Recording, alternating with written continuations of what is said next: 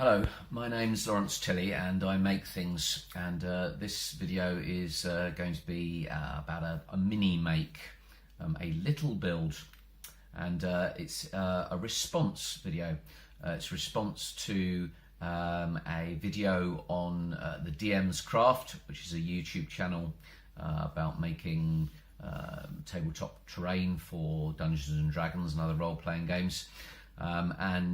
This is a response to a video called, I can't remember.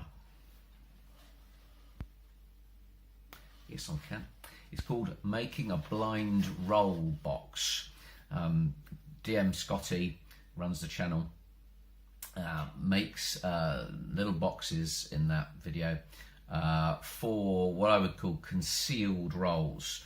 If you're doing something, Dungeons and Dragons for an example, and a thief wants to move silently, there will be a dice roll involved, but you don't necessarily want the player to know immediately what the result of his dice roll is going to be, because the thief thinks he's moved silently, but he may have been overheard. And I use them for D&D, which I run on alternate weeks to Call of Cthulhu.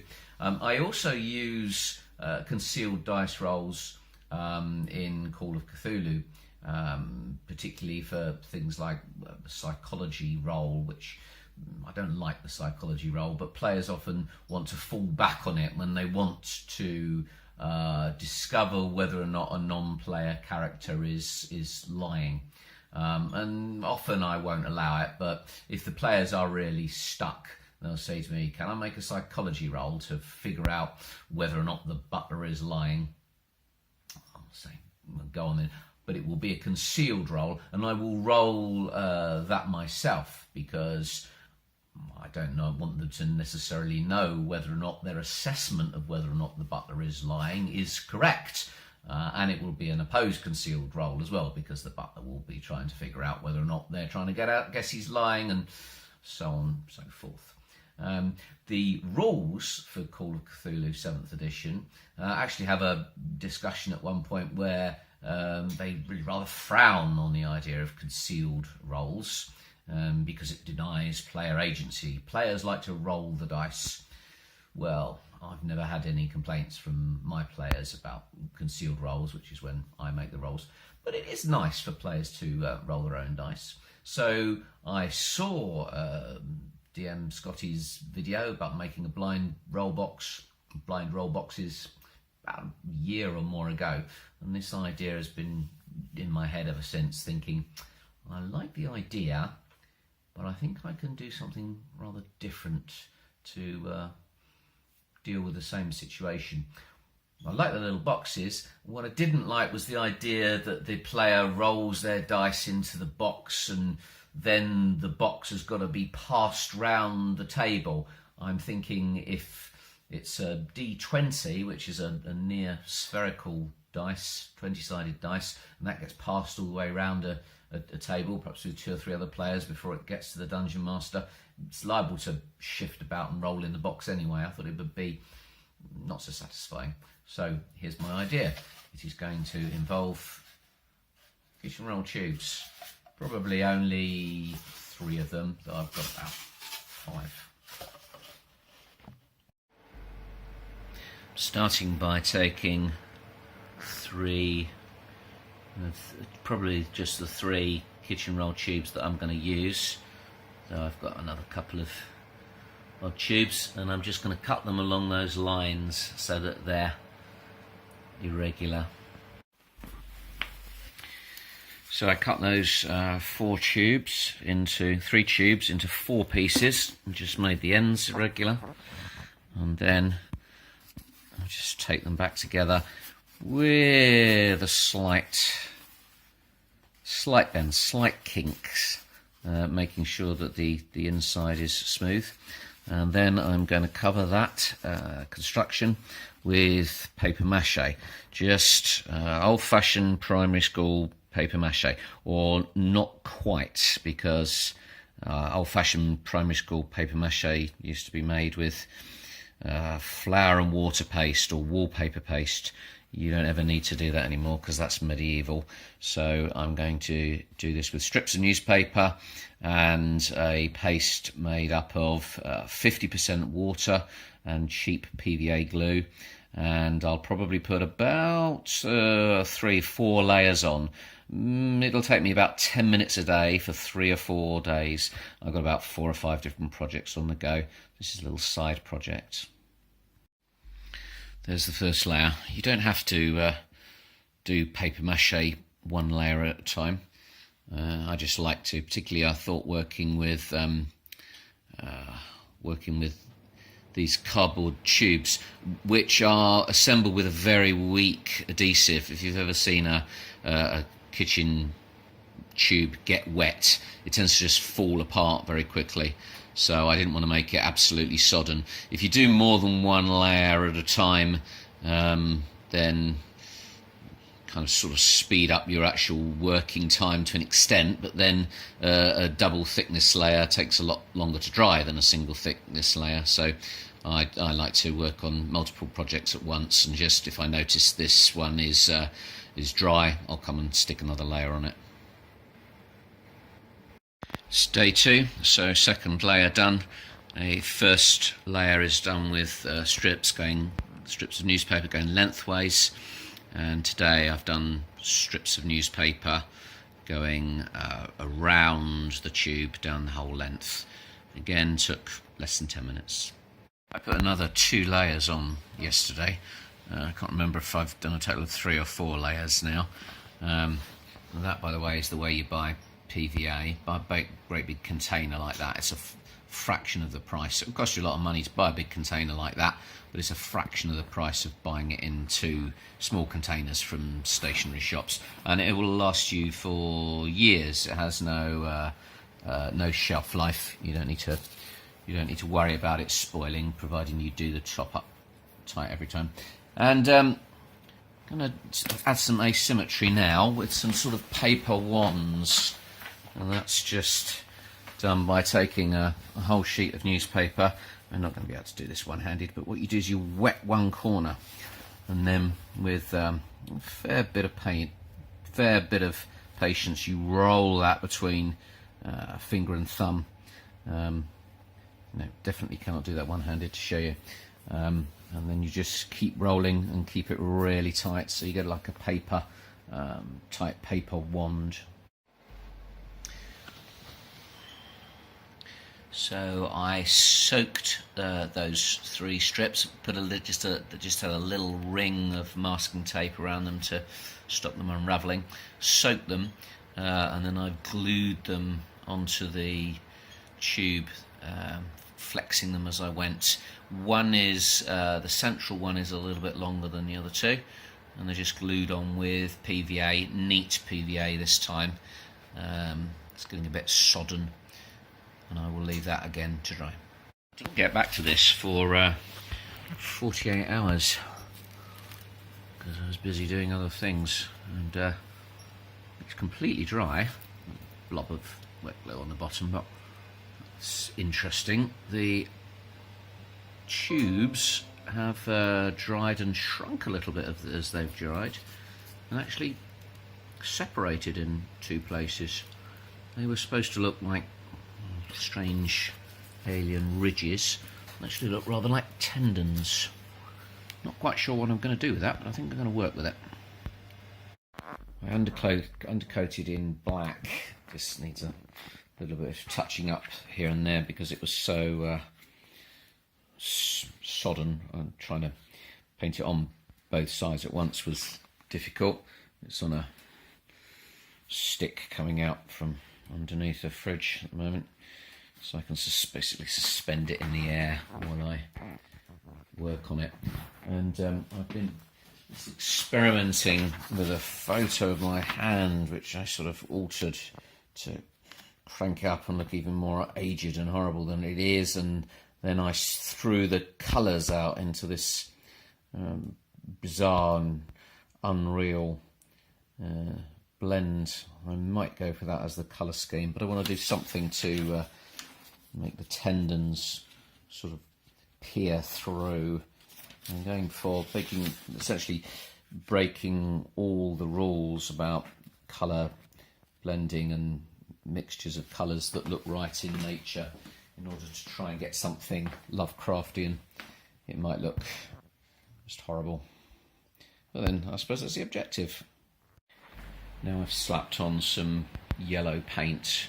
It's this. It says fine artist quality, but it's Reeves, which is actually a cheap brand. Perfectly good enough for this. I've just put it on very thinly so that the black is showing through, and it's creating a green look, though it's actually only black and level. But it's actually only black and yellow.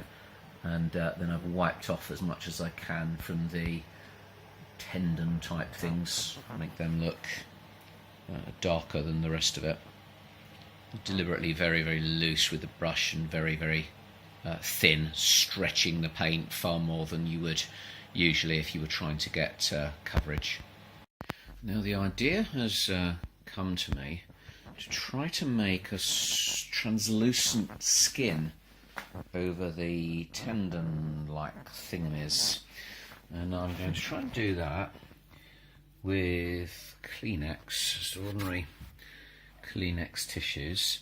I've torn the edges off because straight lines really tend to show up and show any kind of substance or material for what it is rather than what it's pretending to be. The straight lines from the folds might be a problem.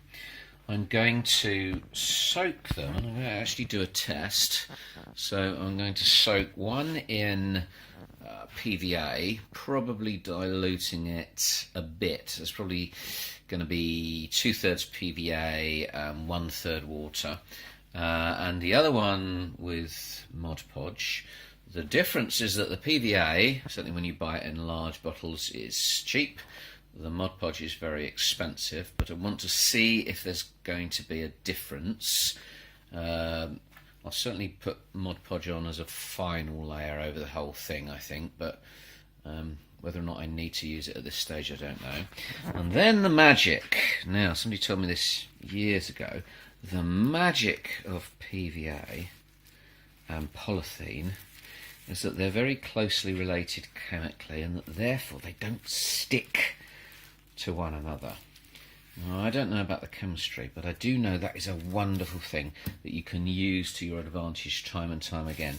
So when my piece of tissue is soaking, I will lift the polythene sheet and use that as a carrier, and then I'll kind of flip it over the appendage, then peel the polythene off, because I won't be able to move the sheet of sodden tissue paper any other way. It will just fall apart in my hand and stick to itself. We'll see if it works.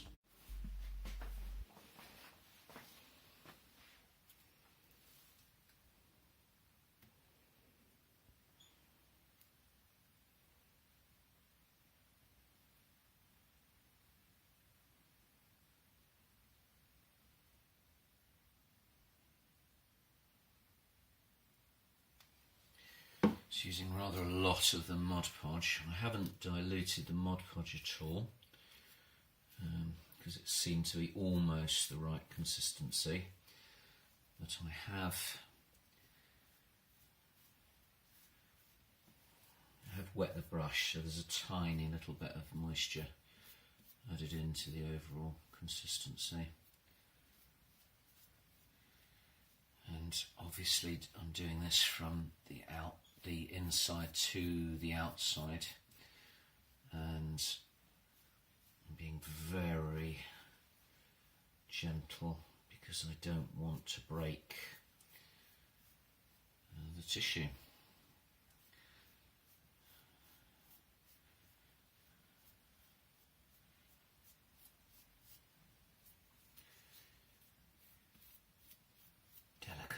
Delicacy.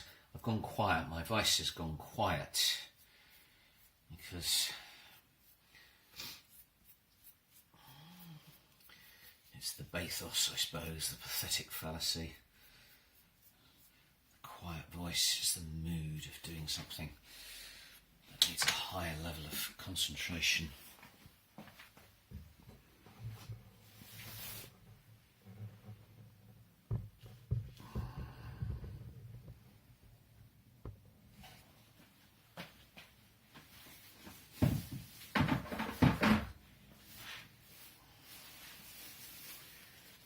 There it is.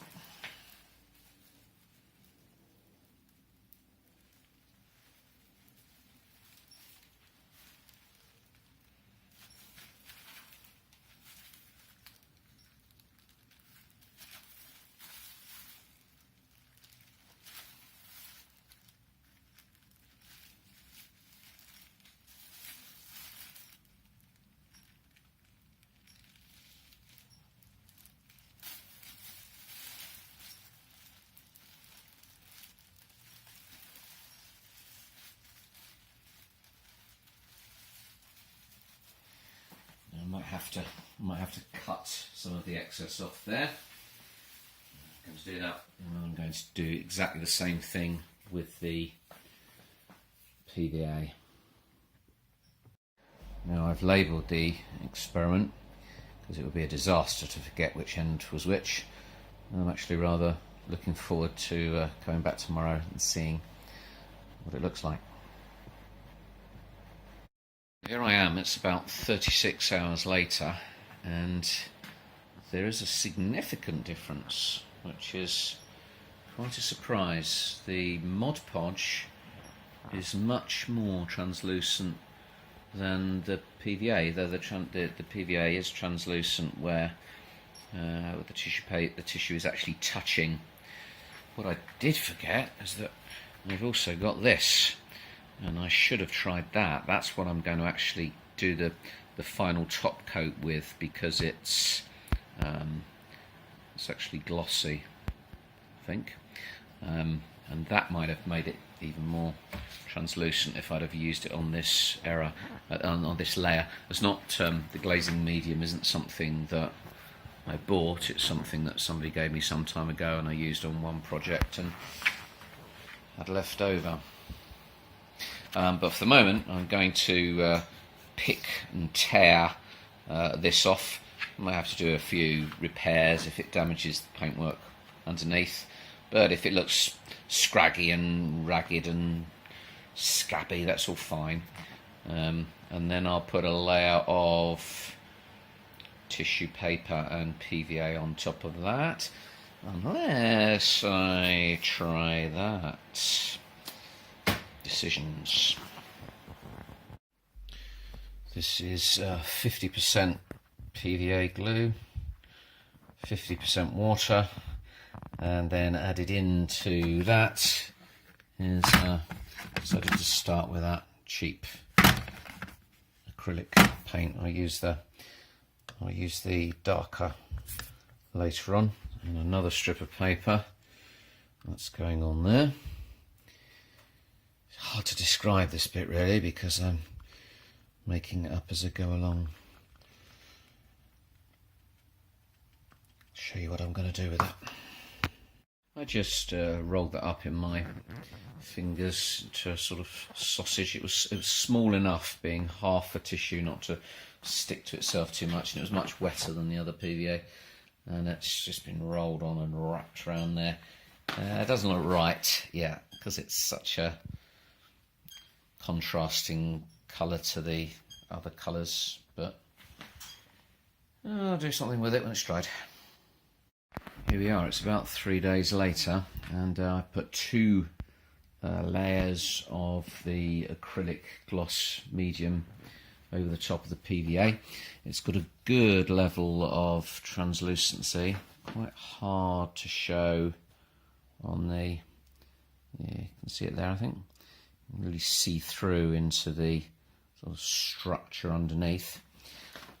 I could have done more with the orifice at the end, but I'm running out of time now. I don't think I'm going to do much more than that, other than I will at a later stage paint the inside with gloss medium to make it look glossy and wet. The thing about a very, very high gloss surface is it looks best in contrast. And I now want to put in the white, or rather I'm going to make it a sort of a deathly grey, thinking of something like the greyscale plague in Game of Thrones. I'm going to mix up some papier-mâché from toilet paper and PVA glue and water, and I'm going to put lumps of it and patches on anywhere where the PVA has made the tissue paper go white instead of transparent, and those are going to be those areas I'm going to leave as very matte to contrast with the more glossy areas underneath. So we're going now for the scabby look. There it is. It's a little bit too peaky, so with a wet hand I'm just going to pat it down a little bit.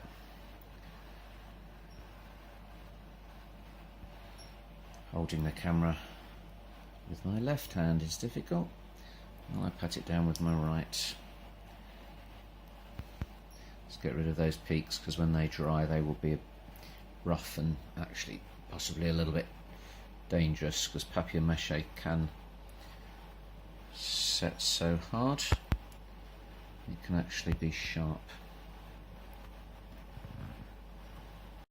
I've mixed a mid-grey with a big blob of white, little touch of black, and just a little touch of yellow to give it a sort of hue to bind it in. So yellowish grey, no green in it, but it creates its own green. And just painted that onto the crusty tissue paper. It's made a very good sort of cat-sick colour. I shall let that dry, then I'll go over it with a wash, which will just be a slightly darker shade of that, and then a dry brush, which will be a significantly lighter shade of that. And then I think I'm just going to paint the inside of that end with the glossy acrylic medium again, and then I will call it finished. And it is completed. It's nice and yellowy green, and it's crusty and translucent in places with veiny bits. And so next time I'm running a role-playing game and I want to call for a concealed role, I shall thrust forth the Appendage of Cthulhu and say to my players, feed your dice to the orifice of Cthulhu, or the sphincter of Cthulhu, and mirth and hilarity will ensue, which is always a good thing, because that sets the players up for a fall. Hope you found this interesting.